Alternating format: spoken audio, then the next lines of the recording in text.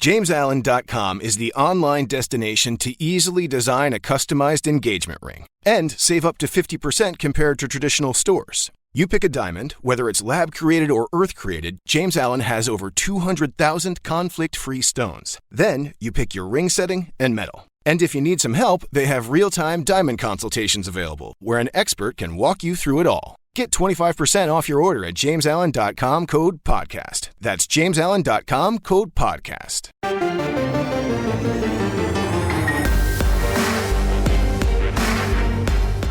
Welcome to the PowerCat Podcast, GoPowerCat.com's Kansas State Athletics Show. Make sure you're subscribing to our show at Apple, Spotify, Amazon, or wherever you get your podcasts. Now, from the GPC studios, here's your host, GoPowerCat publisher, Tim Fitzgerald. Looking to bounce back from an 0-2 start in Big 12 play, Kansas State returns to Bill Snyder Family Stadium following its lone bye week of the 2021 season as the Cats play host to Iowa State on Saturday. The game against the Cyclones kicks off at 6:30 p.m. and will be televised on ESPN2. Welcome, everyone, to the PowerCat Pregame Podcast, brought to you by Robbins Motor Company. Kansas State does enter this game at 3-2 and 0-2 in the conference, while Iowa State is 3-2 overall. But the Clones sit 1-1 in Big 12 play. This season of great promise for Iowa State is teetering on the brink of disaster, while Kansas State needs to find a way to break a troubling 7-game losing streak in Big 12 play, dating back to last year's 5-game streak to end the season. Included in that was a very, very memorable, scarring maybe, 45-0 loss to the Cyclones in Ames. K-State fans, visit the Robbins Chrysler Dodge Jeep Ram Fiat location on Anderson Avenue in Manhattan for an exciting test drive. Robbins Motor Company, title sponsor of the PowerCat Pregame Podcast. We've got so much in store for you in the next hour as we break down this game between the Cats and Clones, a rivalry that has grown significant over the past few years and is known as Farmageddon. Led offensively by Breece Hall, a Wichita native, at running back, and Brock Purdy at quarterback, Iowa State has the ability to put up very big numbers, as the Cyclones have shown in dominating victories over both UNLV and Kansas. Defensively, the Cyclones run the 3-3-5, which Kansas State now mimics itself on its defensive side of the ball, and the Cyclones are pretty darn good at it, with linebacker Mike Rose leading the charge on defense.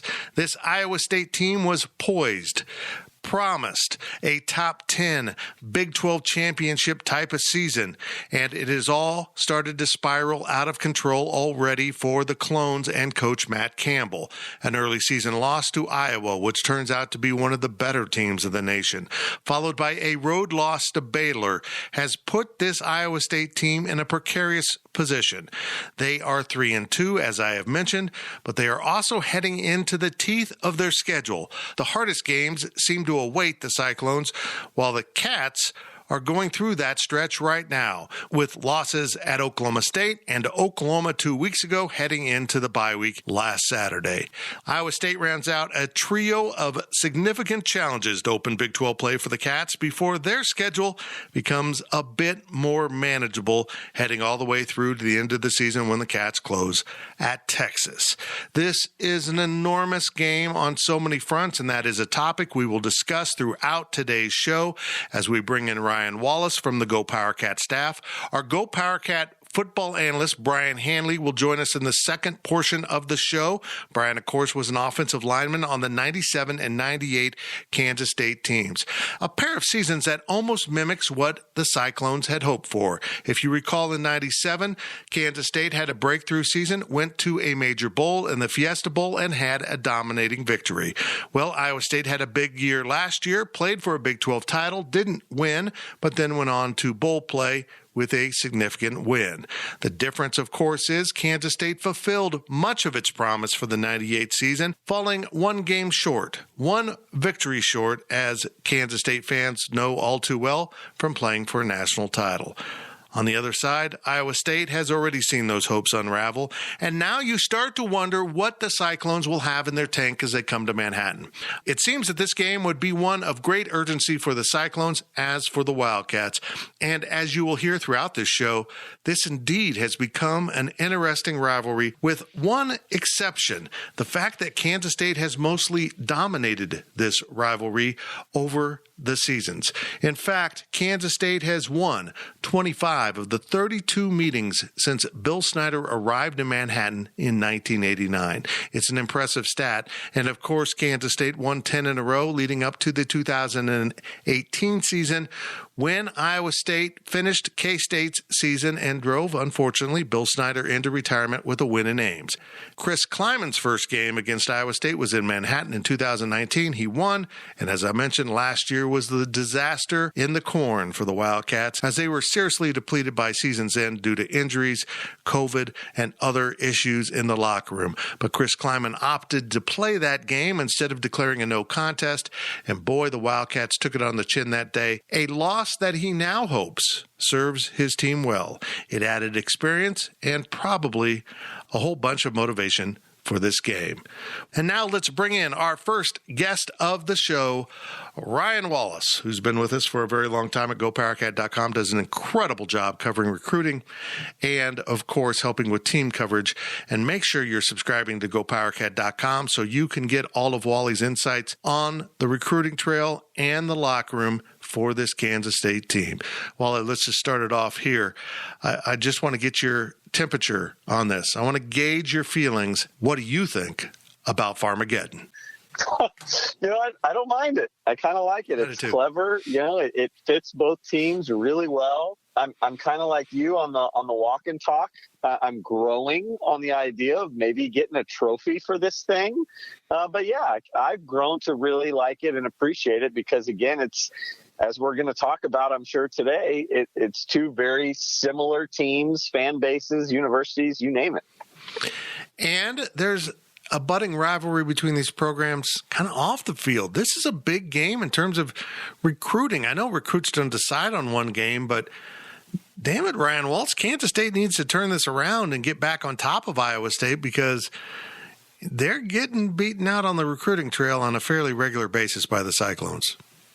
Yeah, and I actually kind of wrote an in-depth piece about that for Go PowerCat on Wednesday. Just, again, kind of shedding some light for those that aren't aware just how frequently these two are finding themselves in head-to-head battles and how often, at least in recent recruiting classes, specifically the 2022 cycle that we're in right now, how often Matt Campbell's crew has gotten the better of Chris Kleiman. You can go down and look through their 18 commitments, and I believe at least 10 of them were offered by Kansas State. And of those 10, even more were, high priority level recruits for Kansas State. I think of, Gregory Gaines that came on an official visit in June and ended up at Iowa State. I think of Carson Willich, who's a linebacker out of Blue Springs that looked like he was a lock for Kansas State in about January or February, and the tables turned very quickly the minute he took an unofficial visit up to Ames. So those are two examples, but, really ever since Matt Campbell stepped foot on campus and then added a Kansas City legend, if you will, and Rockhurst graduate Nathan Schillhouse to his arsenal, they have really gotten the better of K-State. And as you said, Fitz, a monster game on the field, but also in the stands. Avery Johnson, the number one player in Kansas for 2023. Dylan Edwards, another top 5. Joe Otting, another, I would say, top 5, certainly top 10 player in Kansas. All three of those guys, as well as a number of others, expected to be in attendance on Saturday. This is the type of game you've got to show up, you got to show out and impress those kids. You really do. This is so important on so many levels for Kansas State. And all you need to do is look at their depth chart to see a rather significant name that really never considered Kansas State. It predated Chris Kleiman. And, of course, I'm talking about Breece Hall, the running back out of Wichita. And I think finding a way to slow him down. You never quite take away Breece Hall. He's that good. He's more of an NFL running back than than a lot of guys we see in college football. He finds a way to get into the end zone. He finds a way to consistently pick up yardage, but mostly he sets the table then for the rest of the offense so Brock Purdy can sit back there and throw the ball with a higher level of comfort. And, to guys like Charlie Kolar, who we expect to be more involved as a tight end than he has been so far this season. But boy, Breece Hall just haunts Kansas State. Yeah, the Wichita Northwest product.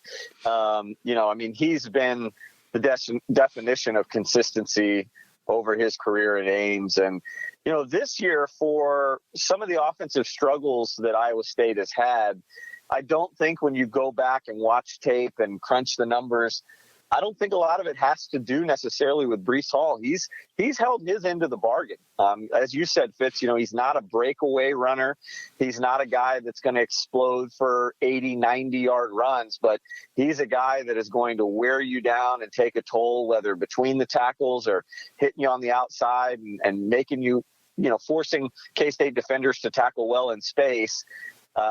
He's a guy that, again, as you mentioned, sets kind of the tempo for this Iowa State offense. And, honestly, I think when you get Breece Hall going, it kind of motivates the defense the same way that it does when Deuce Vaughn gets rolling for K-State. Everything seems to revolve around, Breece Hall. For as much as we want to talk about Brock Purdy, for as much as we want to talk about, Mike Rose and this defense, he really is kind of the lifeline, if you will, of Iowa State. And the more he gets going, the more success he has, the more you see this team really become more energized and successful. Yeah, I don't know what to say about Brock Purdy. He can be so good, and he was really good last year in that romp Iowa State had, 45-0 over K-State. But when he's bad, he's bad, man. He throws some really questionable passes, makes some bad decisions. There's really no in between with him. How can Kansas State get the bad version of Brock Purdy? How can they force that to happen? Well, it's interesting you bring up his turnovers, because if you go back and look, Iowa State, there's been some debate on the message boards about just how good of a team K-State is to be at 3-2, given the strength of the schedule. I think if you throw the strength of schedule out and you're just looking at overall what a team is, I think Iowa State might be the best 3-2 team in the country. Because if you go back, their losses right now are against Iowa, who, correct me if I'm wrong, is now a number 2 team in the nation, and Baylor, who has kind of been the surprise of the Big 12, win-loss record. Regardless of the win-loss record, I think they've been very impressive, particularly on defense. But you go in the back in those 2 losses for Iowa State, 2 interceptions and a fumble that amounted to 17 points for the Hawkeyes in that one. And then you look at the Baylor game, he threw an interception and also had a sack that ended a series in the fourth quarter where it looked like Iowa State was climbing back into the game. So, Brock Purdy has been front and center of really both of Iowa State's losses. And I think the way to answer your question, Fitz, that you can frustrate him is just consistently come with pressure, because Iowa State's line is so good that I think if K-State just continues to run out a 3-4-man pass rush, I'm not sure you're going to be able to get to him. If you continue to throw different variations at him, different looks, and bring heat as much as you can, Iowa State's receiving core hasn't been able to produce as many explosive plays as we saw from them last year. You look at the percentage of attempts that have gone 20-plus yards, and actually Iowa State has thrown that less percentage than K-State, only 11.4 on the season. And then their depth of his wide receiving targets ties K-State in 8.5 yards. So they're not stretching the field vertically.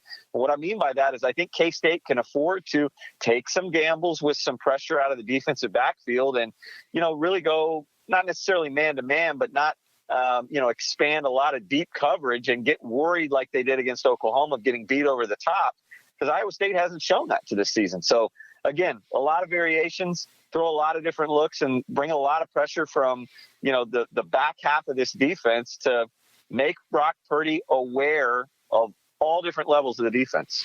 Iowa State went to the 3-3-5 defense about 4 years ago. K-State's done it this year. Iowa State's much better in this defense than Kansas State. Maybe they have better personnel. I don't know. Or maybe they're just more comfortable and know how to adapt in it. K-State has struggled 2 weeks in a row now with stopping opposing offenses as they've run into pretty good teams with pretty decent running backs.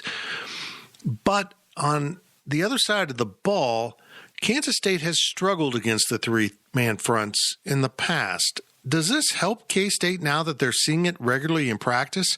Because I think that really was a major issue, and now they're getting more acclimated to how to block and address those three-man fronts, particularly this particular scheme.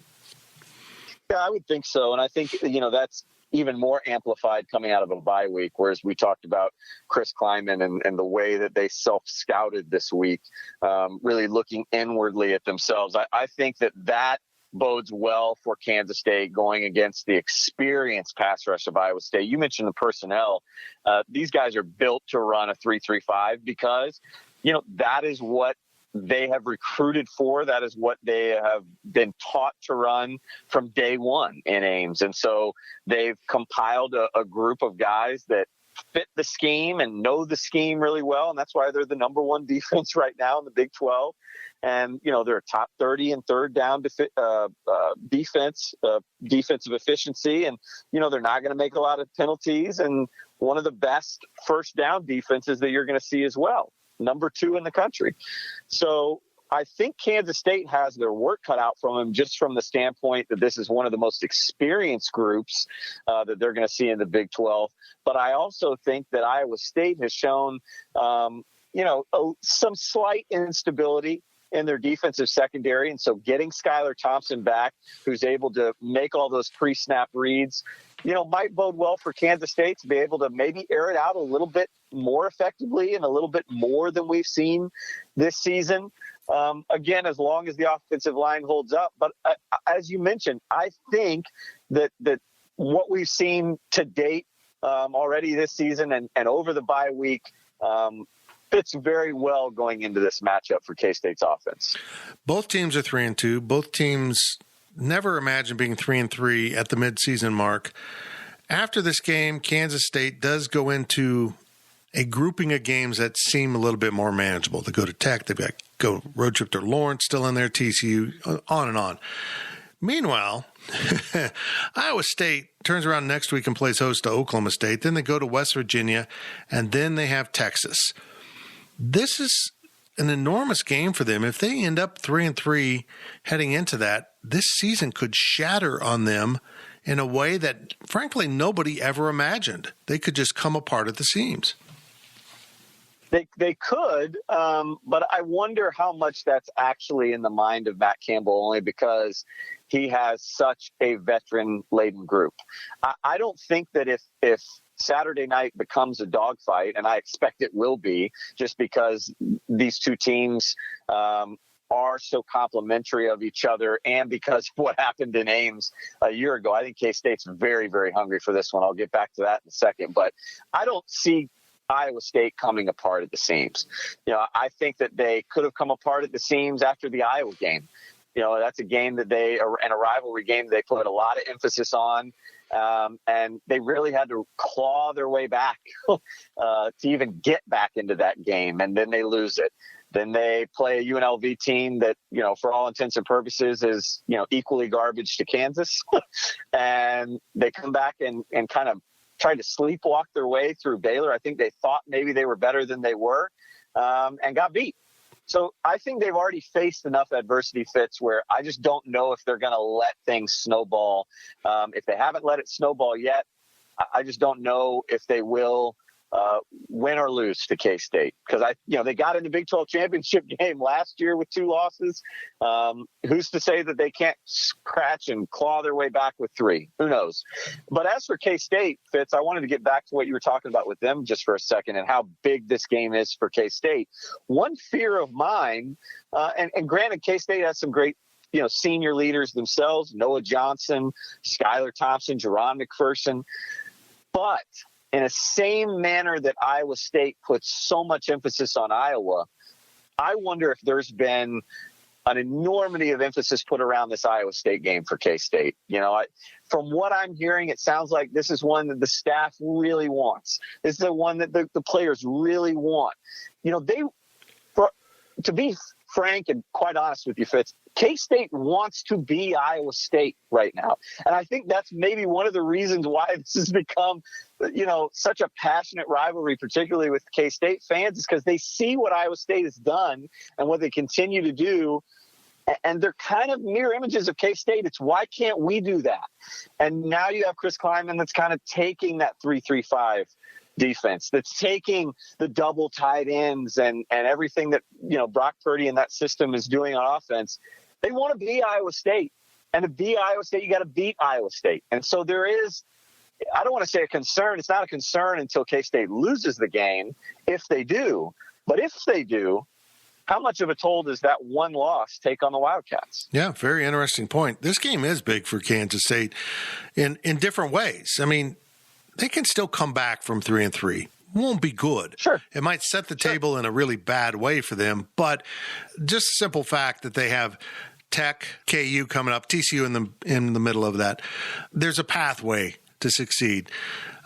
But they do recognize that Iowa State, for lack of a better term, is stealing their mojo. What Matt Campbell's doing is what Bill Snyder did to a lesser degree. He hasn't gotten the program even close to any level that Bill Snyder did at his peak. But there's so many similarities, as we started this segment off with, that run between these two programs. There are common threads, and you're right. I feel like K-State knows they've got to get back on top of Iowa State if they want to get back on top of the Cyclones everywhere else, including the recruiting trail. And I think it's a huge task. I think Iowa State's pretty good. But bringing it back around, for all of those weapons they have on offense, my favorite Iowa State player is Mike Rose. This dude he says 250-pound Sam linebacker. He's crazy. He just is everywhere. And he opted to come back to be part of this team, specifically for all they had at stake. But boy, he is disruptive and is the type of guy that can chase down Skylar Thompson. What are your thoughts on Rose in this defense? Oh, I love Mike Rose. He's a guy, like you said, that you see him on film, and I haven't seen him in person, but I would imagine you see him in person, and you go, how can he cover, all of these different areas that he does as big as he is? He feels like an old school Big Ten linebacker that, just stays between the tackles, and yet he does so much. He's a guy that I think K-State will either try and exploit in matchups that, don't really suit him, which, again, it's kind of tough to find, or they're just going to try and scheme him out of place.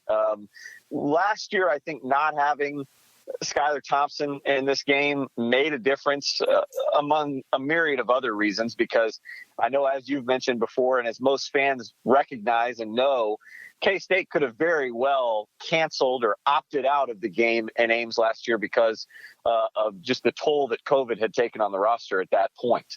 But they didn't. And it ended up backfiring, obviously. Experience is one thing, but the way that the game went down, it backfired. But I get back to the point that, not having Skylar Thompson, you weren't able to maybe spread the field like you want to. You weren't able to get Deuce Vaughn, as acclimated into the passing game as K-State wants. And therefore, Mike Rose was able to just kind of hang where he's used to hanging in the middle of the field. And, are they running here?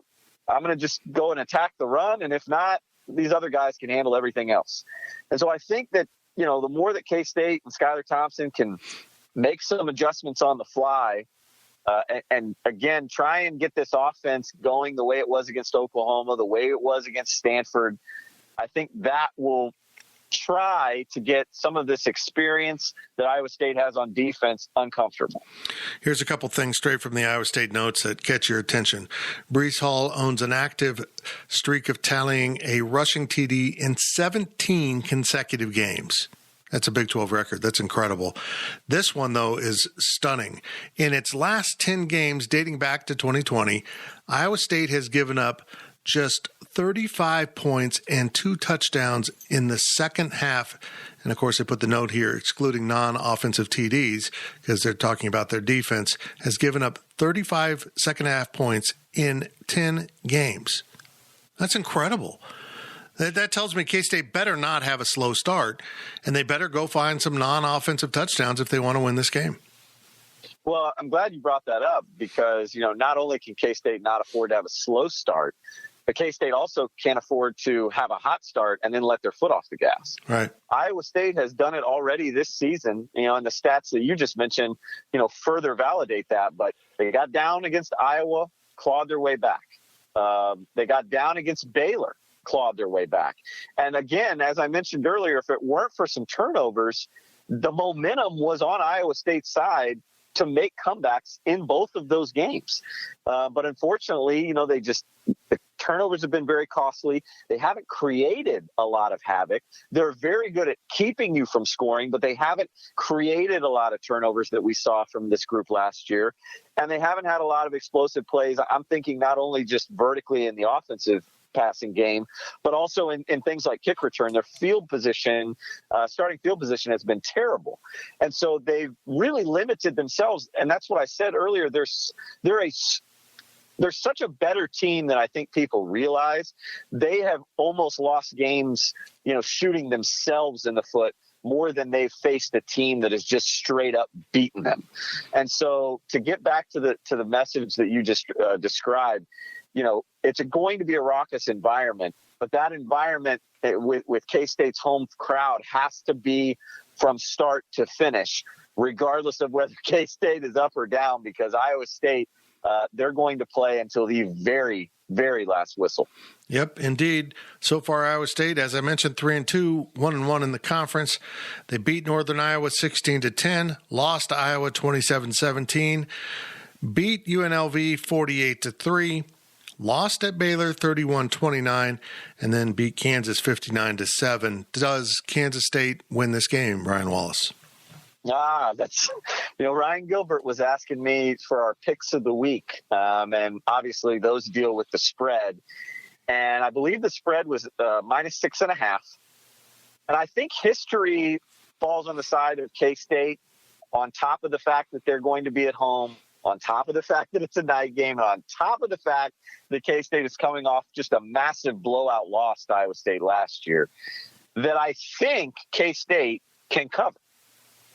But when it comes to picking a winner, that's where I told Gills, I said, don't ask me that yet. I'm not sure. And, as we record this, I'm still, very uneasy. It's the least amount of confidence I've had in picking a straight up winner all season. I think right now I'm siding with the Cyclones and their experience. I'm thinking somewhere like 27-24, Iowa State pulls this one out. But I think it's going to be very, very close, very competitive. I would be stunned to see either side win by, more than a touchdown. So I think Vegas is right on.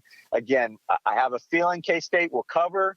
Just don't know if they have, I don't want to say the firepower, but just the experience that Iowa State has to go against that Cyclones defense and find enough to outscore Iowa State. It's going to have to be, in special teams. It's going to have to be in some other ways to manufacture points, because scoring on this defense is going to be a very, very big test.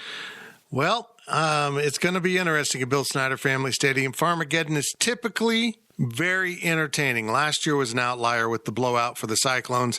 Usually this is a one-score game. Usually there's late game dramatics, and I hope we get to see that again, because I love me some Farmageddon. Thank you, Ryan Wallace. I appreciate it very much.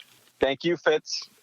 And that was Ryan Wallace, our GoPowerCat.com recruiting analyst, and he helps out with team coverage because he does a great job of scouting opponents on the K-State schedule. Well, that is the first portion of the PowerCat pregame show, brought to you by Robbins Motor Company. Right after this, we bring in the former Wildcat himself, Kansas State offensive lineman Brian Hanley, our football analyst, awaits on the other side of the PowerCat pregame podcast. GoPowerCat.com's PowerCat podcast continues after this short break. JamesAllen.com is the online destination to easily design a customized engagement ring and save up to 50% compared to traditional stores. You pick a diamond, whether it's lab-created or earth-created, James Allen has over 200,000 conflict-free stones. Then you pick your ring setting and metal. And if you need some help, they have real-time diamond consultations available, where an expert can walk you through it all. Get 25% off your order at JamesAllen.com code podcast. That's JamesAllen.com code podcast. Welcome back to the Power Cat Podcast. Now, let's return to the GPC studios. Welcome back to the PowerCat Pregame Podcast, sponsored by Robbins Motor Company. One portion of our pregame show is in the back pocket, and now we're moving on to talk to Mr. Brian Hanley, former Kansas State offensive lineman in those 97 and 98 K-State teams, and now our football analyst at GoPowerCat.com. But as I mentioned, we are sponsored by Robbins Motor Company, because at Robbins Motor Company, they strive to earn lifetime business and build relationships, selling quality cars, trucks, vans, and SUVs, and offering top-notch parts and service. Robbins Motor Company, title sponsor of the PowerCat Pregame Podcast. And now we do bring in our football analyst, Mr. Brian Hanley. Brian, it was good for Kansas State, and Iowa State had one too, to have an off week. They probably would have preferred maybe it a week later. I mean, you kind of want it at the halfway mark. They got it 5 games in. But what does an off week mean for a player as K-State heads into this 7-game stretch, straight 7 weeks of football before the end of the regular season? What's it mean for a player? You know, it's kind of a restart. You know, you have practice. Don't get me wrong. There's practice, but it's just kind of a restart. You're working on a lot of fundamentals. And that's key, because you don't get a lot of fundamental work during the work week, you know, because you're preparing for, you know, your next opponent and things like that. So you don't get a lot of fundamental work. But during an off week, you do. But you also get a chance for your body to just rest. I mean, football is such a collision sport every snap. It's just every now and then it's good for your body just to have a recharge. And it's also good for the mind, because it's like, okay, we're technically basically halfway through. I know it's not quite halfway. We're pretty much halfway through. And now it's make or break. It's all conference games. Season's on the line, and you can recharge and then just get mentally really, really focused. You know, bye weeks are great. You know, they're terrible when they come super early, unless you have 2, which, you know, in years past there's been 2, but they're great when this time of year, it couldn't be better. Yeah, it's been good for me. That's what's important here. And I think, you know, the fans just have that off week to kind of get refocused. Oh, yeah. And luckily, you come out of the off week with a home game and a very important game with Iowa State coming to town. This has really turned into a fun rivalry, hasn't it? It has, you know, and it didn't used to be that way. I mean, Kansas State, we used to just beat up on them forever. But Iowa State's, it's a little bit of both. Iowa State's really progressed, and you know, we've kind of taken a little step back down to them. But it's a really fun rivalry, really, you know, competitive games for the most part, really competitive games. Iowa State is 3-2, and they've been just wildly inconsistent, but also the level of competition that they've faced has also been inconsistent. They opened with Northern Iowa, kind of struggled. They always seem to struggle with the Panthers. It's kind of weird. They lost to Iowa, who's, you know, one of the better teams in the country as of now. They've lost to Baylor on the road, and Baylor seems to be a surprise team in the Big 12, and good for them down there in Waco. And they absolutely trounced horrific teams from UNLV and Kansas, which honestly, I didn't know Kansas was still playing football. Apparently they are, and Iowa State beat them pretty badly. And what I loved about that game is the spread was 33 points, and it seemed so huge, and Iowa State almost covered it in the first quarter. I can't get my finger on the pulse of this Iowa State team. They thought this was going to be a top 10, maybe Big 12 championship, maybe a playoff year. And here they are on the outside of most of that. They still are in the running in the Big 12 because one of those losses is non-conference, but they haven't been clicking at the level that they should be. And I don't have an answer for what's gone wrong with the Cyclones. Do you? I don't know if I have the exact answer, but part of it, I know everybody loves their coach, but part of it comes down to not having your team prepared at the beginning of the season. I mean, it just does, and that falls on coaching. It's like, look, yeah, we're playing Northern Iowa. You got to be ready. That's a game that you need to go out and smash them. They didn't. Yeah. And then you come back the next week, you know that Iowa's good. It's a huge rivalry. It's your rivalry game. And then to just get thumped like they did, it's just like, I mean, and maybe they're reading their own press clippings and thought they were better than what they were. But again, that comes down to coaching. I know I've said it before. I'm not a huge Matt Campbell fan. I'm just not that guy. I know he gets all this pub for bringing Iowa State up. I go, but if you really dig deep, what has Iowa State? They went to one Big 12 title game. They haven't really done a lot, but they're better. Don't get me wrong. I'm not saying they're not better, but it's just, I think he gets more credit than what he actually deserves. And I think that's part of what their problem is that it seems to be that they're not ready at the beginning of the season, and they get better as the season goes on, and that's great. But games count at the beginning of the season, too. It's interesting to me that this game looms large for a reason that I don't think people have thought about. 2018, Kansas State went to Ames and had won 10 straight in the series, and very good games. 10 straight sounds like pure domination. K-State won some of the craziest, most entertaining football games that I can remember against Iowa State during that stretch. And Coach Campbell, I'll call him Dave Campbell, Matt Campbell helped end that streak. And they won in Ames, and Bill Snyder stepped down. I almost feel like if K-State can get Iowa State to 3-3 and totally take the air out of this season, because they still have some hope, that other jobs might become more tangible and interesting to Matt Campbell. He's been really loyal to Iowa State. I admire him for that. He's had some great offers. But there's going to be some jobs out there, including Southern Cal, that are looming. The Raiders already has an opening that I just find really fascinating, that I can see Matt Campbell being a candidate for. But maybe you're not alone in not being a big fan, and he doesn't get those jobs. But it could lead to him leaving. And I want your thoughts on this. I think that'd be best for K-State if he got the hell out of Ames, because he is doing a pretty good job. He's definitely doing a good job. I mean, because they're better than what they were. Like I said, I'm not a huge fan, but they're light years better than what they were before he got there. They just are. And I just think, I don't know, some of those other jobs that come open, I don't know that it'll be maybe that high profile as far as a Raiders or a USC job, but I could see some other jobs opening up that he may take. For instance, like if James Franklin were to go to USC, maybe he goes to Penn State, or something of that nature. I don't know. I mean, the Raiders and USC, those are top of the barrel jobs, whether people like the Raiders or not, it's an NFL job. And it's just, I don't know. And maybe, I don't know. I just have a hard time believing guys would put him in that position.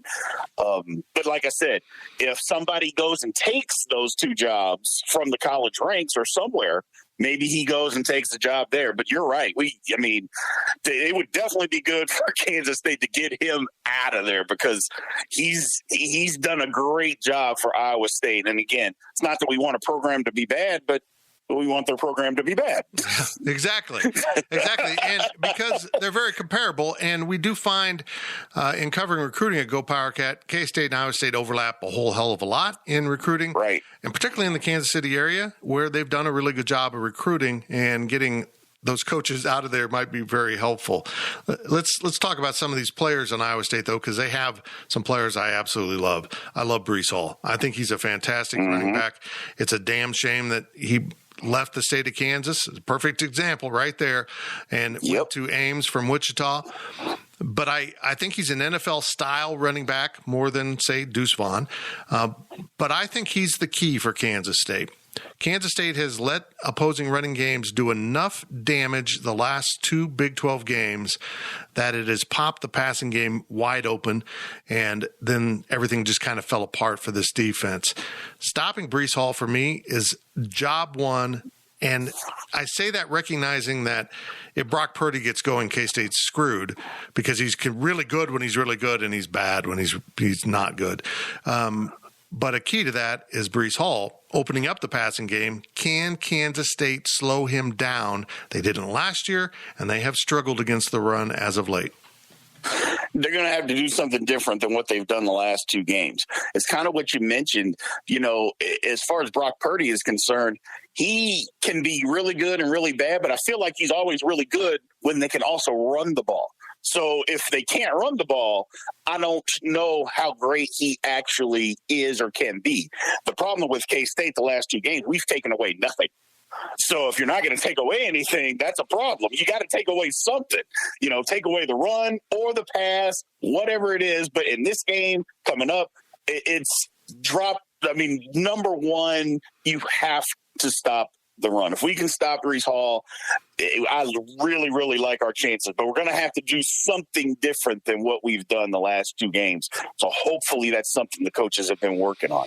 Absolutely. They seem to be entirely focused on not giving up big plays. And I appreciate that. Big plays can beat you pretty quickly, but also they've just been giving up a lot of prolonged drives that just kind of cut their hearts out. I feel like the defense has to go back on attack. And if that means you give up a big play here and there, so be it. You have to get more aggressive because there's a mindset that this defense was playing with early in the year that seems to be gone. Yeah. I mean, and here's the thing, Tim, is that football these days, things change, and it's usually the offense changes, the defense catches up. The offense changes, the defense catches up. We're kind of in that phase of where the defense has to catch up to the offense now, and you see it a lot all over the country, even in pro football. It's bringing pressure and making the quarterback get the ball out of his hand quickly and make a quick decision. Because if you let him sit back there and throw, you can have 8 guys covering. Eventually, a guy's going to get open. And that's what we've been doing. You can't do that against good competition. You just can't do that. You got to make them get the ball out of their hands extremely fast. Bring pressure, make them make a decision. This is college football, and they're college kids. They're not always going to make the right decisions. So make them do that. Bring pressure from different places, different angles. We got to do something. It's just what you said. Yeah, you might give up a big play a time or two, and that happens. That's going to happen no matter what you do. You're going to give up a big play. Force them to make the play, though. Right. It's tough to complete a 50-yard pass down the field. It's tough to do those things. Make them do it. I agree. And Brock Purdy's capable of it, but he's also capable of being pretty bad. I'll just say it. He was great against K-State last year. Let's say it again, 45-0 in Ames. He was marvelous. Breece Hall was really good. Their defense was really good. So if Brock Purdy settles in, you're in big trouble. Just give me your overall thoughts on Brock Purdy as a quarterback. Is he an NFL guy? I think he's an NFL backup.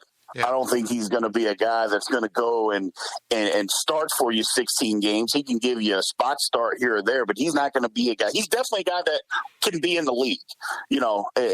There's plenty of quarterbacks that can be, because there's a shortage on good quarterbacks, number one, but he can absolutely be a backup quarterback for a lot of years. Not going to be a star, not going to be your every down starter.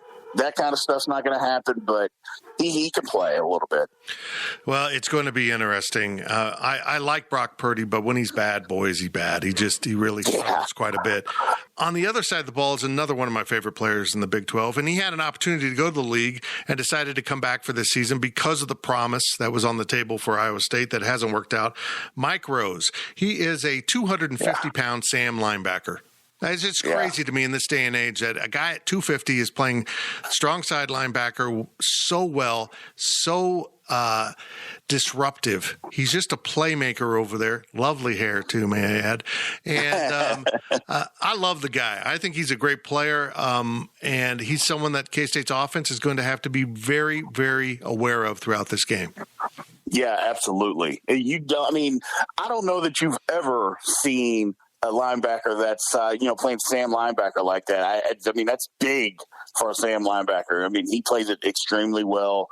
We're going to have to focus because he makes plays all over the football field. Their defense is a little underrated, I think. Agreed. I think the offense gets a lot of credit for, how Iowa State wins or loses or whatever, but I think their defense is very underrated. It's something that we're going to have to be able to run the football against, which is going to be tough, but we're going to have to be able to do that. I love this series. I'm glad it's become has a little tension in it. I think I did a daily delivery at Go Power Cat about this. That 45-0 kind of cranked up the heat a little bit, and it needed it. I didn't like the outcome of that game, but it added a little flavor to it after Kansas State has kind of dominated. So I'm excited to watch this game. Do you think there's a pathway for Kansas State to win this game without being excellent? You know what I mean? Without clicking on all cylinders, can Kansas State win this game? Sure. Special teams. Yep. Special teams, offense and defense. We can play. We don't have to play lights out. We can't play awful on any side of the ball, but special teams come into play. And K-State's been doing well. It's playing well in special teams as of late. So if we get a punt block, a punt return, kick return, whatever the case may be, we can add. There is a pathway to win without, like I said, having to play just absolutely lights out on both sides of the ball. Special teams. Yep. We'll see if K-State can get it done. Do you think the Wildcats come out of this at 4-2 or 3-3? I think they actually can come out at 4-2 because I believe the coaches are going to. I think this is one of those pinpoint games, Tim, where the coaches have looked forward to this game. It's one of those games that you practice in spring ball. You put in, you prep for them in spring ball. During two-a-days, you prep for them then. This is one of those games that I think the coaching staff had circled on the calendar, and they've got special plays on offense, special plays on defense. This is just one of those games, kind of what you mentioned about the rivalry. I just believe this is one of those games that the coaches have circled that says, okay, we got to win this game. This is where it is. It's after our bye week. We got to win this game. And I think they do because the coaching staff has put together a game plan that's going to allow us to win. Yeah, you described a rivalry right there. It's an important game for both programs. We're going to see what happens Saturday night at Bill Snyder Family Stadium. That is Brian Hanley, our football analyst at Go Power Cat. And on the other side of this break, we continue our discussion of this football game by bringing in Kansas State offensive center Noah Johnson for our weekly interview. And, of course, Ryan Gilbert is on the other side of this break to talk about the spread around the Big 12. What games you should and shouldn't bet on. Don't take a word from me, man. Listen to Ryan Gilbert. We'll be right back on the Power Cat pregame show, sponsored by Robbins Motor Company. GoPowerCat.com's Power Cat podcast continues after this short break. With Blue Link Plus, you can access your Hyundai Tucson Limited remotely. Doors unlocked, temperature set, lost car found. There it is. Get complimentary class-leading Blue Link Plus. Call 562-314-4603 for complete details. Welcome back to the Power Cat podcast. Now, let's return to the GPC studios. Welcome back to the Power Cat pregame podcast. I am Go Power Cat publisher Tim Fitzgerald. In a second, we will catch up with Noah Johnson, the senior center for these Kansas State Wildcats, and gauge his thoughts as the Cats head into this very important game with Iowa State. And on the other side of the interview segment will be our own Ryan Gilbert to talk about the odds and spreads throughout the Big 12 on this busy weekend in Big 12 football. We've got 5 games on tap, although only 9 teams are playing because Baylor steps out of conference to play BYU. Won't be out of conference for long. We'll catch up with Gills at the end of the show to see what he thinks about all the spreads. We are sponsored by Robbins Motor Company, the dedicated team of automotive professionals at Robbins Chrysler, Dodge, Jeep, Ram, Fiat will match you with a vehicle that suits your lifestyle and budget. Robbins Motor Company, title sponsor of the Power Cat pregame podcast. Well, it's time for our interview segment. And today we're going to talk with Kansas State center Noah Johnson. And we start off with a very simple question about Kansas State's progress and what this team needs to do over the course of the rest of the season.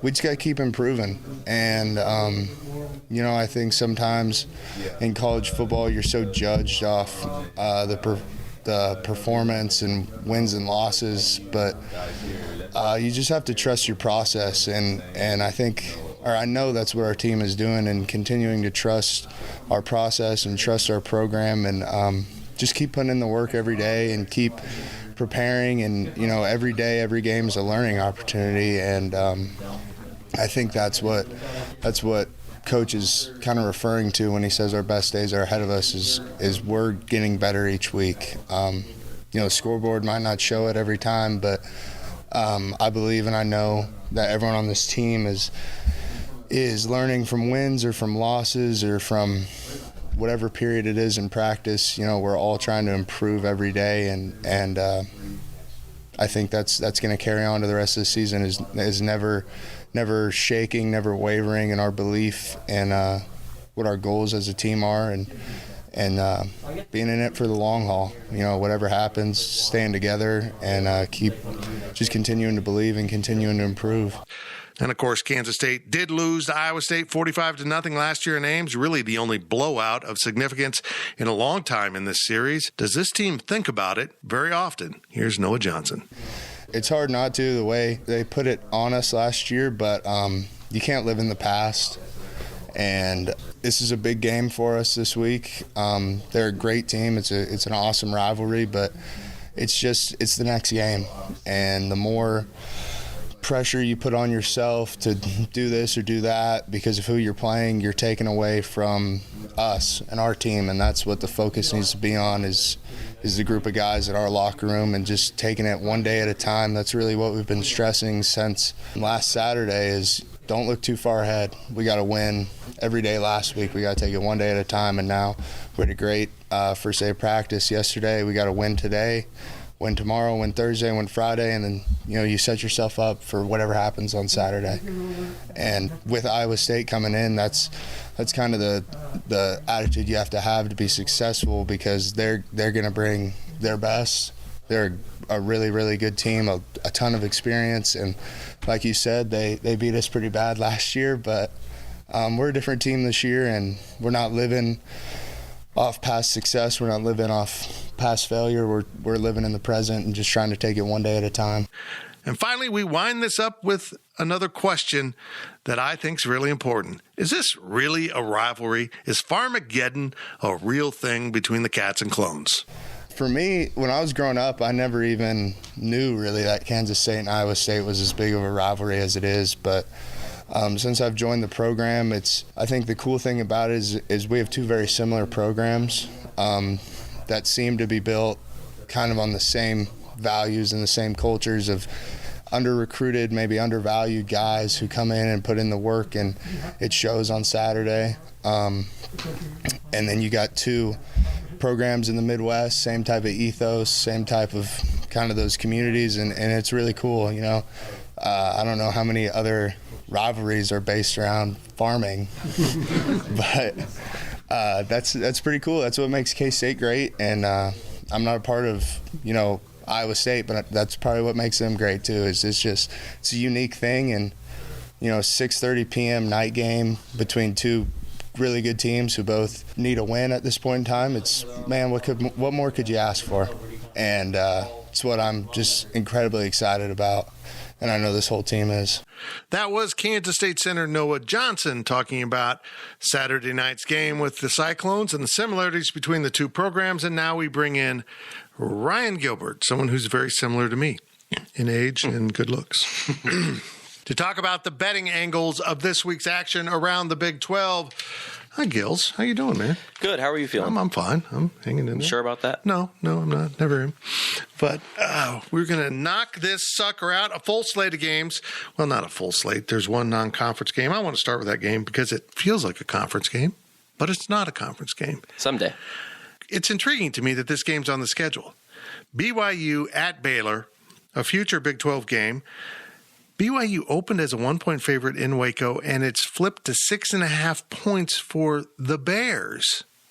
I'm intrigued because this will be a good cross-reference game.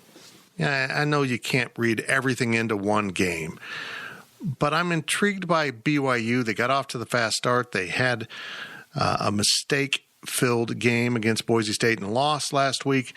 Their first loss of the season. The Bears are looking good.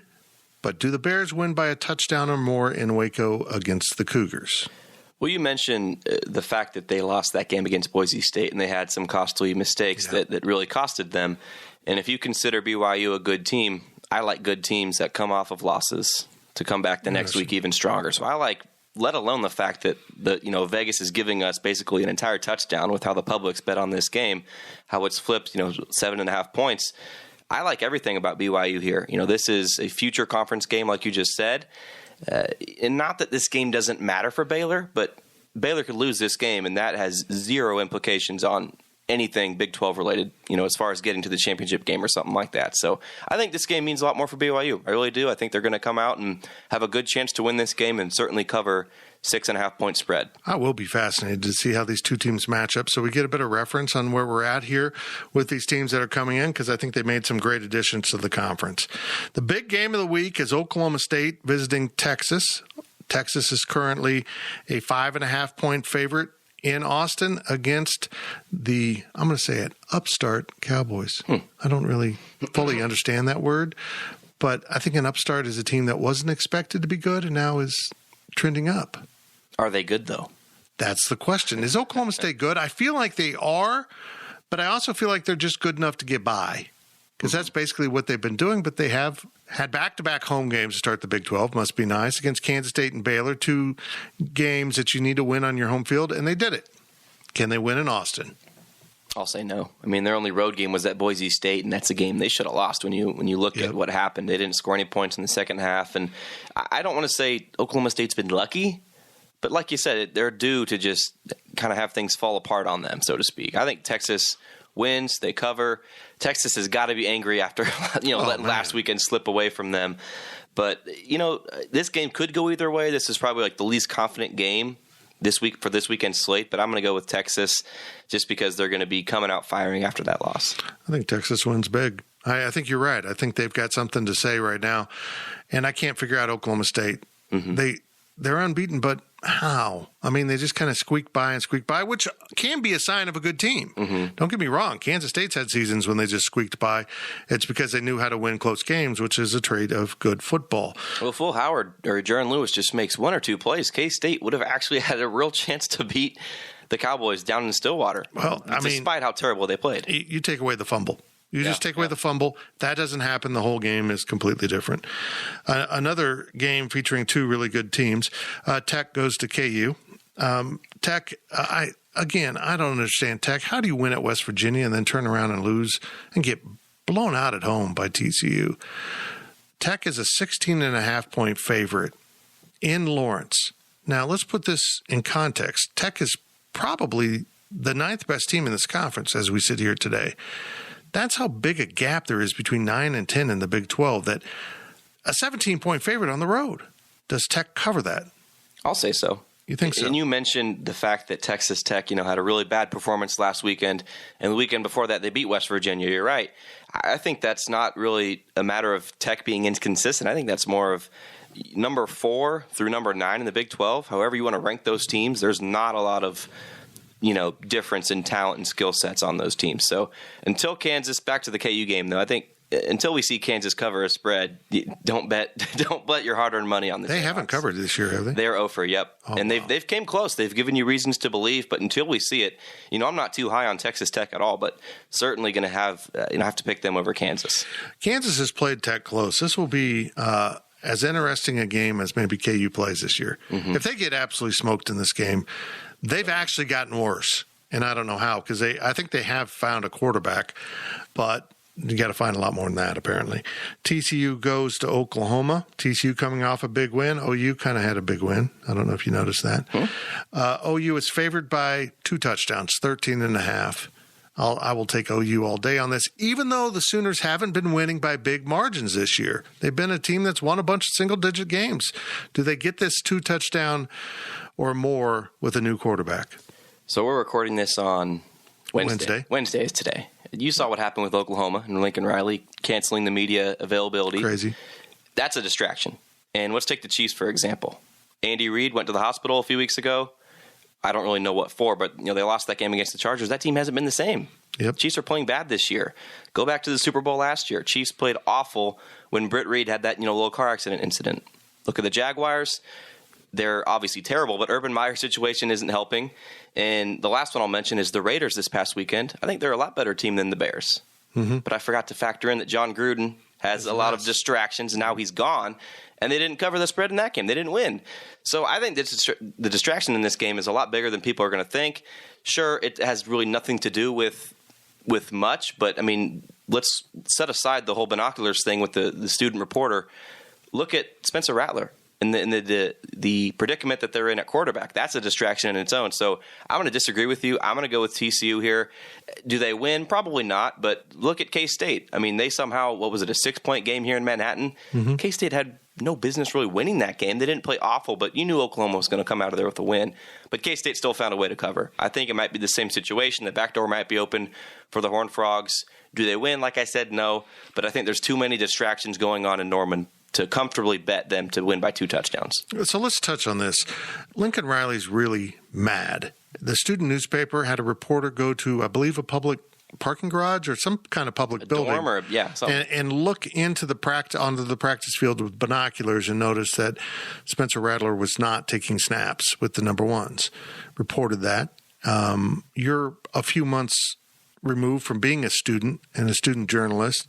Do you have a problem with it? Because I don't. I think it's a huge story that they did a good job of addressing. You know, I just can't imagine going and I don't know where I would go here in Manhattan, but sitting on top of Bramlage or something, I don't know, getting on an airplane and, looking down through a telescope. I would never do that. And I know that we've talked about, the NFL and New England, how they had the Spygate and all this stuff. I would never do it. I wouldn't even think about doing that just because I think the athletic department wouldn't be too happy with me. But, a lot of people are saying, we're on team OU student reporter. We're not against him. We're against Lincoln Riley. So I'm going to go against the public on this one. I know I've seen a lot of people that are defending him. I would never do it, but that's just me. For me, the key ingredient here is he went to some place where others could easily do exactly what he did. He didn't peek through the fence. He didn't put up a drone. He didn't do something like a super spy. He just went to a public place and brought binoculars, which I can imagine isn't the first person to do that. So, and it's a huge story. It's a huge story. Yeah. But you're right. It does cost you some goodwill with the football program, and Lincoln Riley took it out on everyone and canceled all media like an adult. Weird. Let's get to the big one for K-State fans. Iowa State comes into Manhattan. Huge game. It's Farmageddon. Iowa State, as we record this, sits as a 6-point favorite in Manhattan. Your thoughts? This one's tough. I mean, you want to flip a coin on this? Whoever wins, I think that right there is my answer that K-State covers. But this is a big game for K-State and also for Iowa State. We talked about on the Questions podcast, this game means a lot for both teams. Yep. I mean, if you look at Kansas State being 4-2 with 3 respectable opponents out of the way, you're looking pretty good. If you beat Iowa State, you're looking pretty good for the rest of the season. If you lose, you're 0-for in the conference. I don't know how the team can really recover, just simply because of the fact that your Big 12 hopes are gone, right? I mean, They can still try. They can buy in and want to win, but I think this game means too much for Kansas State. Their preseason expectations versus where we are now, let's throw away Skylar Thompson's injury. They're pretty much where we thought they'd be. Yep. And they have a chance to go 1-2 after 3 tough games. Iowa State was a top 10 team. Right. And they are playing awful. So it's apples and oranges on that front. So I like K-State, though. I mean, K-State's rush defense, did you know this is the 7th best rush defense in the nation? As far as yards per game go. So doesn't make sense from what I've seen the last 2 weeks. And Breece Hall is the key to this game for me. If he gets out of the gate early, opens up the passing game for Brock Purdy, it's all over. I'll have my score prediction and my 5 keys to victory for K-State on Friday at Go PowerCat as VIP content. And on Saturday morning, I will give my thoughts on all of these games with my On the Line with Fitz. It's a big new thing, Ron Gilbert. I mean, you're doing better than me. Yeah, sure. Hollywood wants to make it into a movie. It's really, I actually have done well with it. I don't know how this has happened. I've gotten a little luck. Kennedy Brooks breaking a touchdown run to get the cover as opposed to kicking the field goal, which doesn't cover, was kind of big. But very interesting week in the Big 12. Very intriguing games at all levels. But I'll say this about K-State and Iowa State as we wrap this up. K-State, after Iowa State, because they've played these 3 really good teams, and they don't play Texas until the last game, has this 5-game stretch of winnable, manageable games, including going to Lawrence and Lubbock. I'm seeing you have to go on the road to maybe the 2 worst teams. Iowa State, meanwhile, has a gauntlet ahead of it because it's already lost to Baylor. It's already played Kansas. And you still have those 3 teams that we think are the best in the conference, OU, OSU, Texas, coming up pretty quickly on the schedule. It's huge for the Cyclones. Yep. Thank you, Ryan Gilbert. Much appreciated. Your insights are always helpful as we prepare for the weekend's action around the Big 12 Conference. Of course, we have been previewing Kansas State and Iowa State, a 6:30 p.m. kickoff at Bill Snyder Family Stadium on Saturday, right here in beautiful Manhattan, Kansas. It's supposed to be a lovely fall evening. Make sure you bring a coat. It could get a little chilly by game's end, and this game might get heated up during the course of the evening. This is indeed a growing rivalry between these two programs that almost mirror each other in how they are constructed, their fan bases, and their academic institutions. It is an awfully fun game typically, although Iowa State stole all the fun last year. We'll see if the Cats can respond with another win in the series known as Farmageddon. If you're interested to find out my score prediction for this game, well, you got to be a subscriber to GoPowerCat.com. My 5 keys to victory appears every Friday before the Cats play on Saturday. And of course, I will have my On the Line segment, a video in which I make the predictions for all of the Big 12 games based on the spread for the upcoming weekend. That shows up every Saturday at GoPowerCat.com, and I got to brag a little bit. I'm doing okay so far this season. It's the Cats and Clones, 6:30 p.m., Bill Snyder Family Stadium. I hope you can make it, and if you can't, check it out on ESPN2. The GoPowerCat.com staff will be on hand to give you complete coverage of the game, win or lose for the Cats. And, of course, Brian Hanley and I will reconvene over the weekend following the game for the PowerCat Post-Game Review podcast that appears Monday mornings at GoPowerCat.com.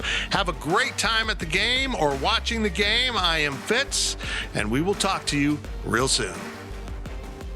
Thank you for listening to the PowerCat Podcast.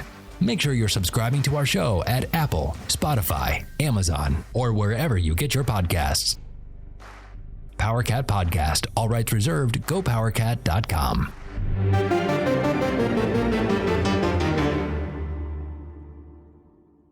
Now streaming on Paramount Plus. The choice is lightning in a bottle. When you are associated with something legendary, you're like, what am I supposed to do now? Witness the inspiring true story of Black Sheep's Drez. I wound up with the opportunity to make an album from Dilla's catalog. One of the illest producers ever. The Choice is Yours exposes the journey of one legend carrying 2 legacies. Even if we fall flat on our face, at least we was trying to be ourselves. Catch the new documentary, The Choice is Yours, now streaming exclusively on Paramount Plus.